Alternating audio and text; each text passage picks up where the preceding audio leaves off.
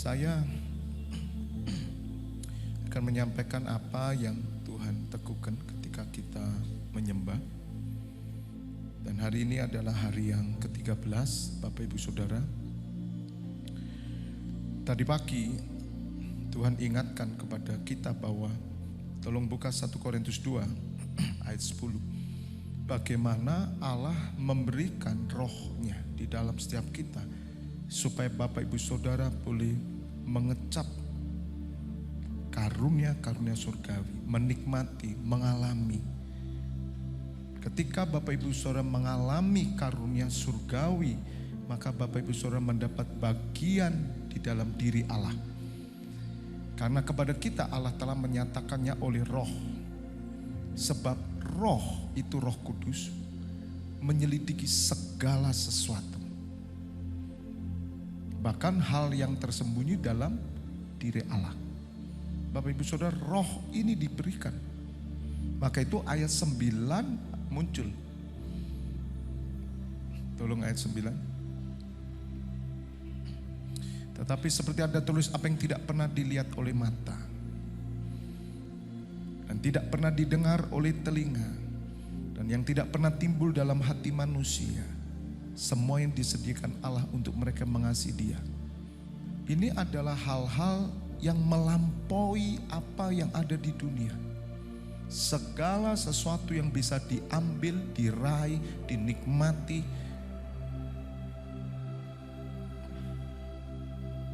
prestise, prestasi, dan semua yang ada di dunia. Maka apa yang disediakan Allah itu melampaui, saudara. Nah, kita harus sampai pada tingkat ini. Karena Allah menyediakan apa yang tidak pernah dilihat mata. Oleh karena itu ketika Bapak Ibu Saudara mengerti bahwa roh Allah ada dalam saudara. Pekerjaan iman, ya, dikatakan orang beriman, itu bukan sekedar, ya saya katakan, hanya saudara percaya kepada Tuhan Yesus. Bukan cuma sekedar itu. Tetapi Bapak Ibu Saudara harus mengalami apa yang disediakan Tuhan Yesus. Bapak Ibu Saudara harus beriman kepada apa yang Allah sediakan, apa yang Allah firmankan, apa yang tertulis di dalam Alkitab. Artinya bukan hanya percaya Tuhan Yesus masuk surga, selesai.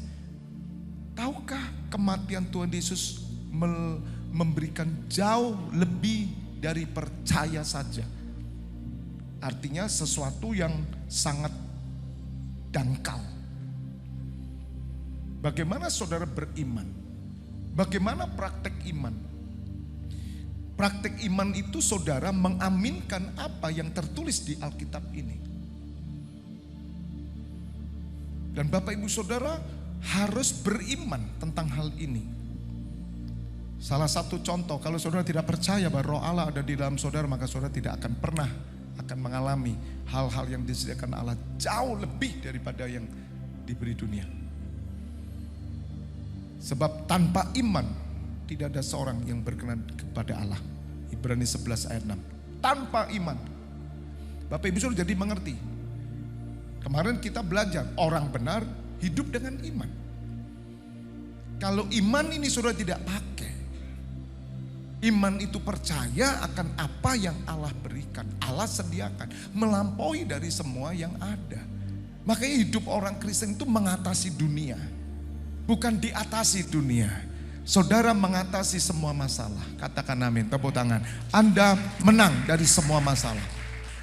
Maka itu beberapa waktu yang lalu ketika saya pernah diundang oleh kumpulan pengusaha, saya memberikan gambaran bahwa dunia itu di bawah kita, bukan di atas kita.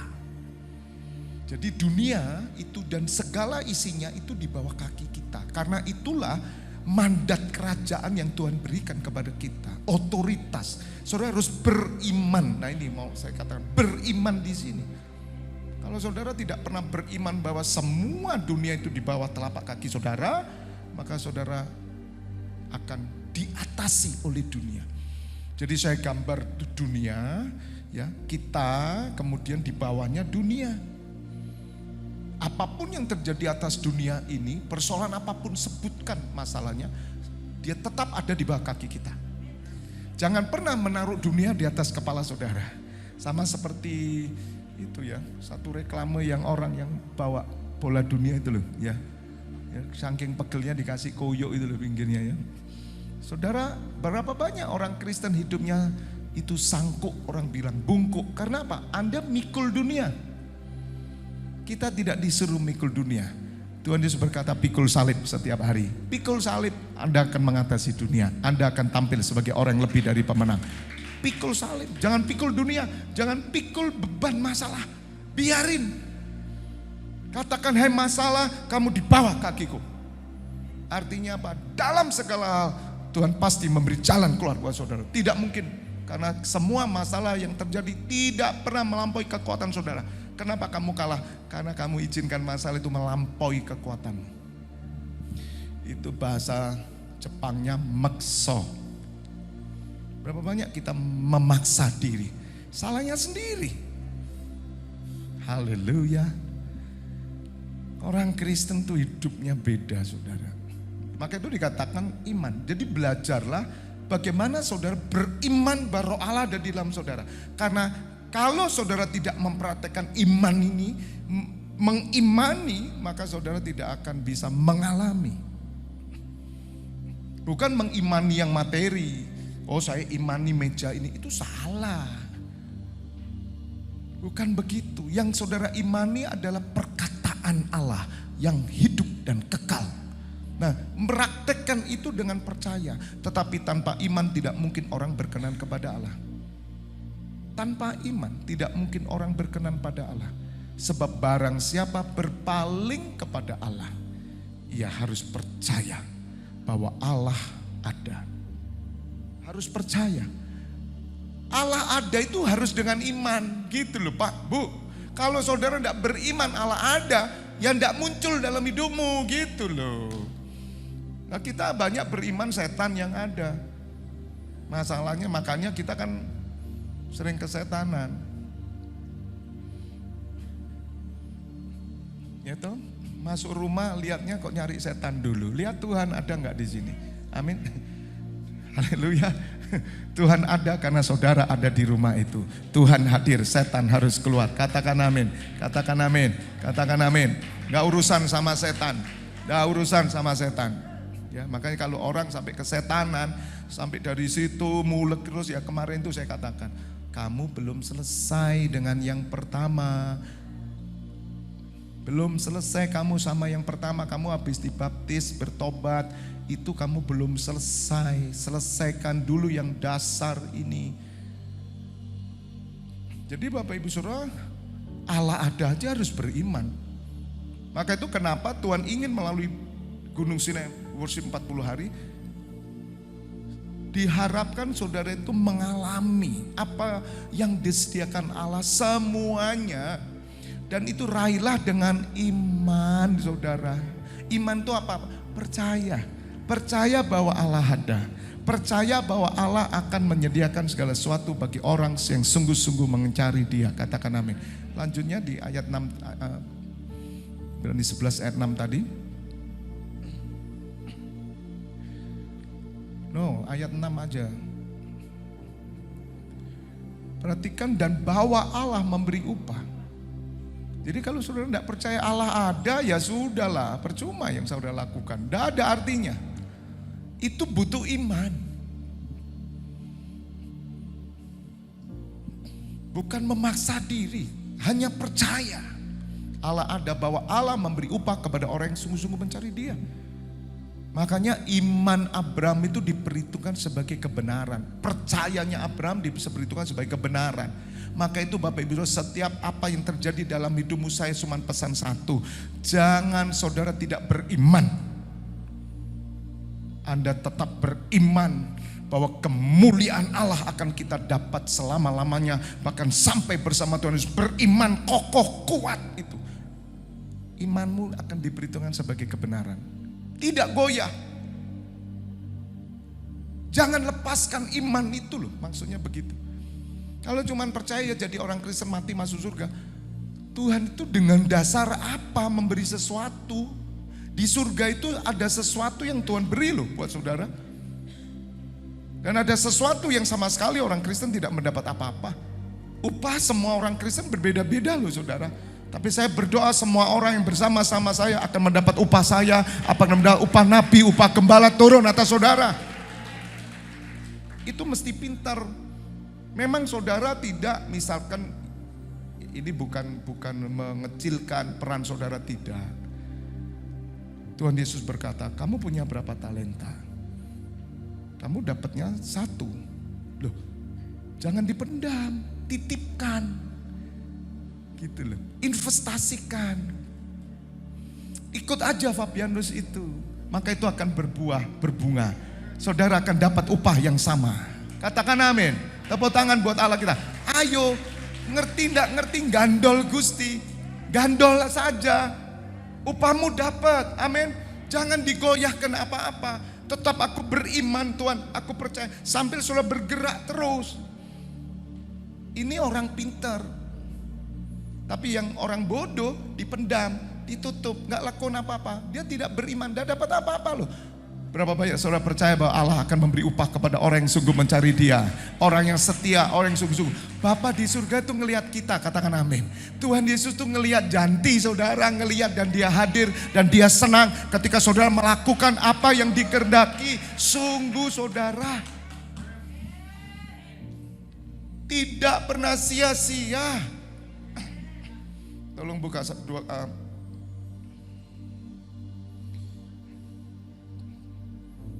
di 2 Korintus berapa ya? 15.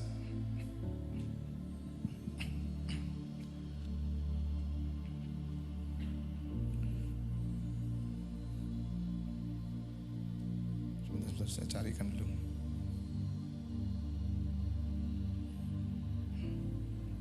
Tolong buka di 1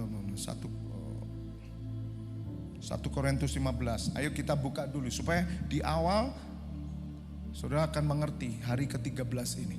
Tidak ada yang sia-sia. Asal imanmu kau pakai. Datang sini pakai iman. Bukan hanya pakai baju dan sepatu. Makanya tadi saya kan teriak ini, emas. Karena saya melihat Tuhan mencurahkan hujan emas. Sampai saya begini. Saya nggak mau sih terlalu terpengaruh euforia dengan orang-orang yang muncul itu ya. Walaupun saya tetap percaya. Tuhan bisa melakukan. Tapi untuk apa? Kalau kamu dipenuhi emas tapi hidupmu keluar, tetap aja. Buat apa? Orang yang dapat emas di tangannya saudara, Tuhan pakai dia. Udah orang gini ini orang yang sudah mati buat Tuhan. Amin. Nah kalau cuman euforia, aduh ada emasnya, ada minyak, luar biasa. Terus hidupmu ngapain? Nah kalau hidupnya hanya tetap saja, ya percuma. Lebih baik saya dapat emas 1 kilo saya jual. Ya, cuman serbu-serbu dijual di toko emas ya nggak bisa kok. Haleluya. Tapi Tuhan Yesus kasih. Bagi orang yang beriman tadi, Anda beriman, sudah dapat emas, sudah dapat minyak, sudah dapat jubah. Dan itulah buah yang namanya penyembahan. Penyembahan itu bukan hal biasa, itu kehidupan. 1 Korintus 15 ayat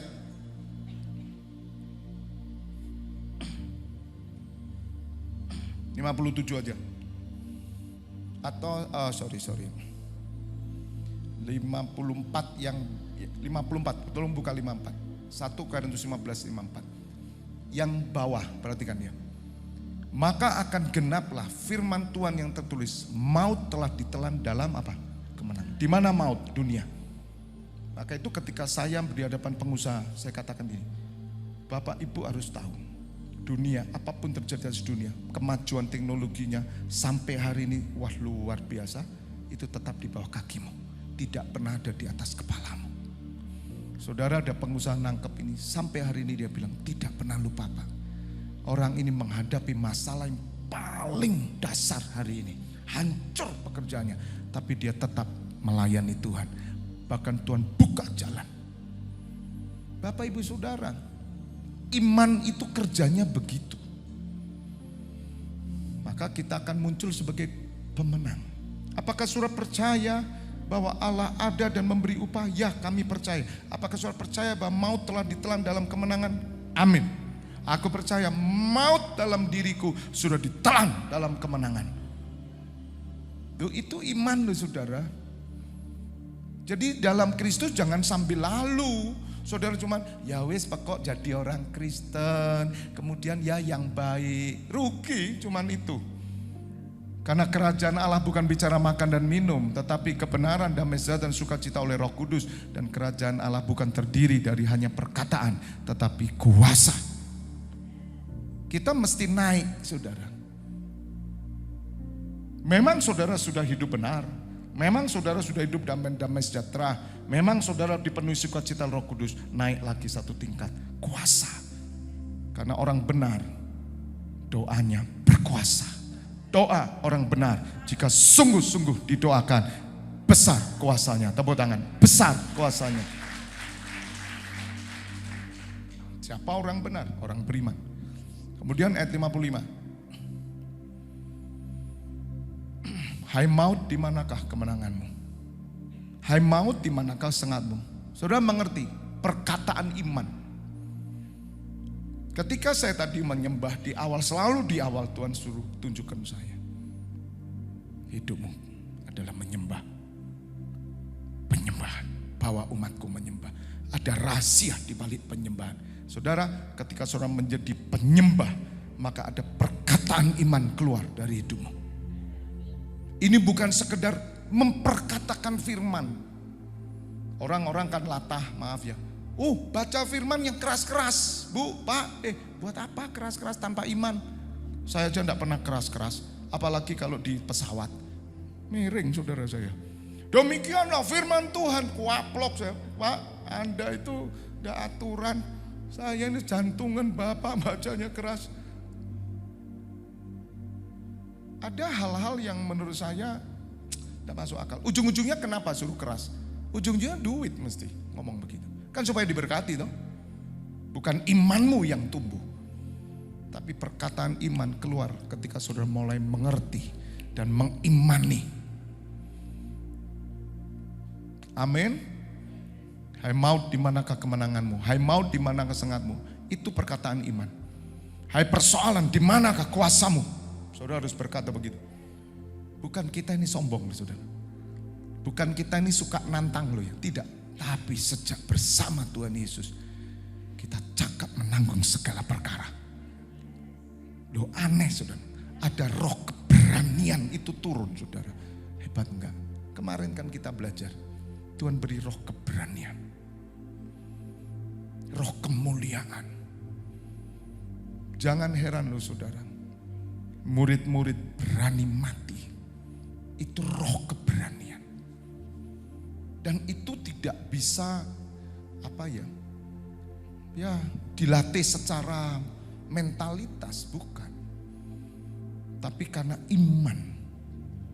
Dan Tuhan Yesus berkata, kalau kamu diperhadapkan dengan seseorang, pengadilan atau apapun, kamu tidak perlu mengatakan apapun, sebab Roh Kudus akan berkata-kata di dalam kamu.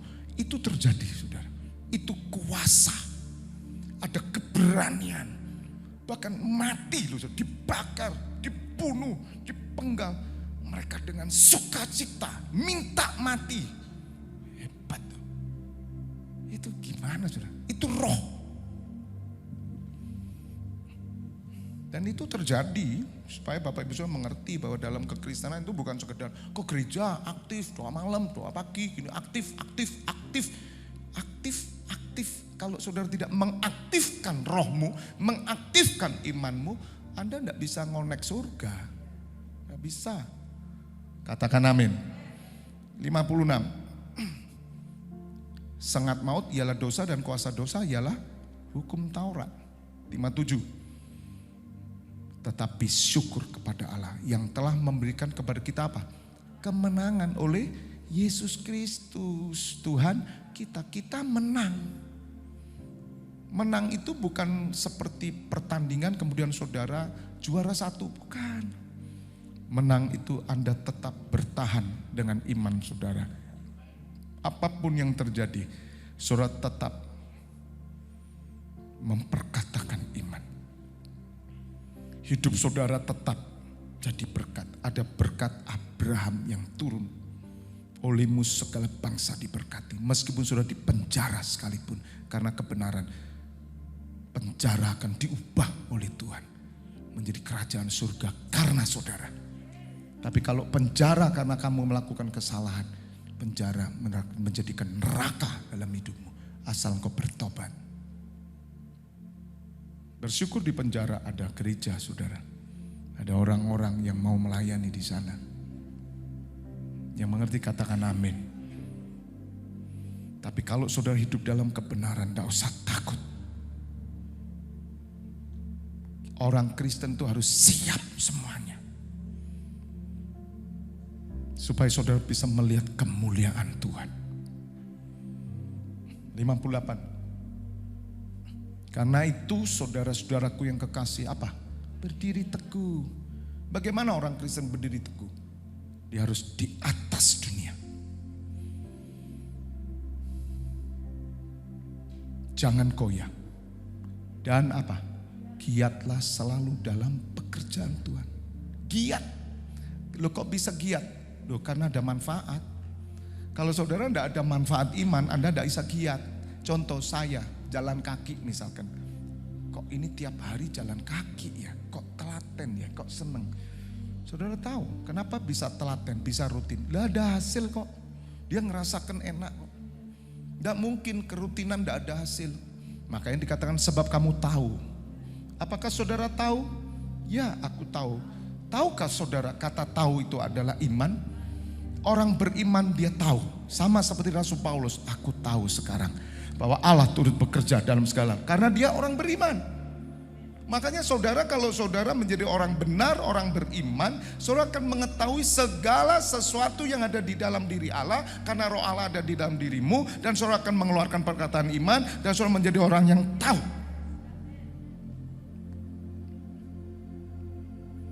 Bukan agamawi. Kalau saudara tidak mencapai apa yang saya sampaikan ini, mari lanjutkan tingkat pengertian saudara. Sampai saudara menemukan bahwa Allah itu hidup. Dan kehidupannya ada di dalam diri saudara. Bahwa dalam persekutuan dengan Tuhan jeripayamu tidak sia-sia. Tidak pernah sia-sia. Karena apa? Bagi orang beriman, percayamu diperhitungkan sebagai kebenaran. Sampai hari ini tetap saya percaya di hadapan Tuhan Yesus dan Allah Bapa bahwa keluargaku semua diselamatkan. Aku tetap percaya meskipun tidak ada dasar untuk percaya. Aku percaya. Itu pegang, kuat, kokoh. Amin. Jangan goyah. Abraham seorang percaya di perhitungan kebenaran. Perjanjian Abraham terjadi. Saudara diselamatkan. Saudara kenal Bapak Abraham? Tidak tahu. Tapi Bapak Abraham, dia pulang ke rumah Bapak, dia tidak memperoleh hasil. Masih lama Tuhan Yesus turun. Tapi imannya tetap bekerja. Walaupun dia sudah mati, imannya tetap bekerja. Sama seperti Habel, meskipun dia dibunuh, darahnya berteriak. Darah orang benar. Darah orang beriman, dia memang mati, tapi terus darahnya akan berseru dan berdoa karena iman ada di dalam darahnya itu. Darah itu nyawa. Makanya kenapa tidak boleh makan darah? Karena darah ada nyawanya. Katakan amin. Tepuk tangan buat Tuhan Yesus, Allah Bapa yang luar biasa. Tolong buka dengan cepat lebih dahulu Roma 12 ayat 1. Dan nanti di Wahyu 3 saya closing. Terus kita akan ramah tamah sama-sama ya. Karena itu saudara-saudara demi kemurahan Allah aku menasihatkan kamu supaya apa saudara? Kamu mempersembahkan tubuhmu sebagai apa? Persembahan yang hidup. Jadi ketika Bapak Ibu Saudara mengetahui iman bahwa roh Allah ada dalam diri saudara. Mempercayai roh Allah di dalam diri saudara. maka roh itu akan menyelidiki segala sesuatu apa yang di dalam diri Allah. Dan Bapak Ibu akan mengerti semua yang ada di dalam diri Allah. Apa yang tidak ada di dunia ini. Apa yang ada di dunia ini itu kita melampaui semua. Beyond of the world. Itu keluar, saudara. Disediakan bagi Allah. Saudara akan mengerti hal-hal yang rohani. Yang dari surga itu namanya realitas surga. Itu nyata. Tidak kelihatan tapi nyata. Karena pekerjaannya dengan iman. Itu tidak mempengaruhi dari kehidupan saudara apakah saudara punya uang atau tidak punya uang. Iman tidak tergantung itu. Hanya saudara mau tidak beriman. Nah, ketika saudara mengerti tentang hal ini, maka saudara mengetahui kemurahan Allah terjadi dalam hidupmu dan saudara mempersembahkan hidup. Nah, persembahan, kata persembahan itu adalah mempersembahkan tubuh saudara sebagai persembahan hidup yang kudus dan yang berkenan kepada Allah. Itu ibadahmu yang jati. Kata ibadah itu to serve God, melayani Tuhan. Ibadah itu menyembah Tuhan. Ke gereja itu menyembah Tuhan. Ke gereja itu bukan ngobrol. Ke gereja itu bukan tidur. Ke gereja itu bukan lakukan sesuatu, hanya menyembah Tuhan. Penyembahan kepada Tuhan itu dibagi dalam doa pembukaan atau langsung penyembahan, pujian. Semuanya menyembah, menyerahkan sebagai persembahan yang hidup, yang kudus, dan yang berkenan kepada Allah. Tidak ada lain. Jadi kalau saudara mau memiliki ibadah yang sejati, saudara harus beriman ketika saudara hadir di dalam gereja bersama-sama, maka fokus saudara cuma satu, menyembah, bukan nonton. Jangan pernah nonton apa yang ada di sini. Mereka sama-sama menyembah. Kalau saudara mengerti hal ini, maka saudara akan pulang sebagai orang yang dibenarkan Tuhan. Saudara akan memperoleh apa yang disediakan Allah. Turun atas saudara, katakan amin. Tepuk tangan bagi Allah kita. Kejar yang roh, kejar yang rohani. Katakan amin. Kejar, kejar kata Tuhan. Tuhan tuh nyiapin semua. Kejar, kejar. Pintu surga akan terbuka bagi orang yang menyembah.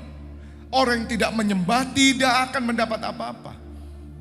Maka itu saya pesan buat para pemusik. 40 hari ini melatih mereka, memberi kesempatan bagi mereka itu flowing. Itu gak ada yang ngatur, boom, terus sudah full. Karena mereka menyembah. Penting sekali momen-momen seperti ini kita pakai. Seperti doa malam itu ya. Kamis itu harus kita pakai seperti ini sudah. Ada kesempatan bagi teman-teman pemusik, bukan cuman mikirkan itu aja, tapi mereka punya kesempatan menyembah Tuhan. Karena penyembahan itu membuka pintu surga. Kenapa membuka pintu surga? Karena ada dupa yang harum naik, surga buka. Akan terjadi nanti saudara. Apa yang tertulis dalam 1 Korintus 2 ayat 9 akan terjadi. Apa yang tidak pernah dilihat mata, telinga, didengar telinga, timbul dalam hati, tidak ada orang mikir, itu terjadi. Ada banyak orang yang akan cari yang bukan yang duniawi. Mereka cari yang roh. Siapa yang bisa memberikan rohani? Saudara. Maka siapkan diri saudara.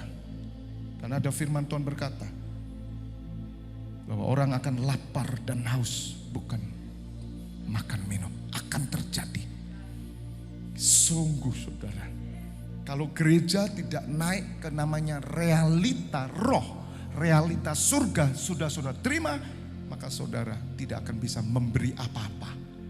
Tapi kita siap, JKI FLTF Church, kami siap membawa orang-orang nanti datang melalui apa? Pujian, penyembahan. Allah bertata atas pujian penyembahan. Dari orang-orang yang sungguh-sungguh menyembah. Amin. Amin. Saudara, saya diteguhkan Tuhan.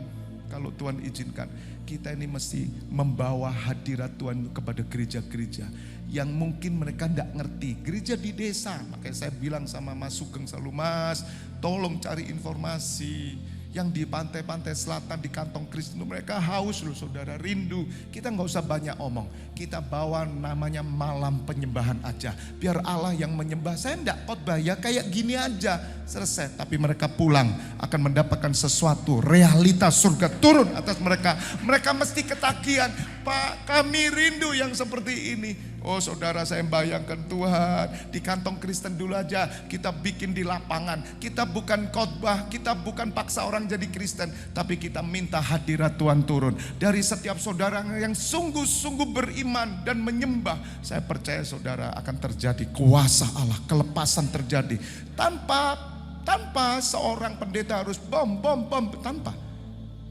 Saya menyembah dengan teman-teman penyembah semua. Dan mereka akan berjumpa dengan Tuhan Yesus. Mereka akan dipulihkan. Siapa yang rindu ini terjadi? Ayo kita siapkan untuk setelah tahun 2011 ini ya.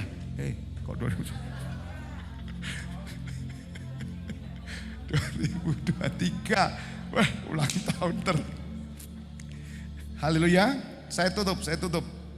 Tolong buka dalam Wahyu 3. Langsung aja ayat 8, ayat ke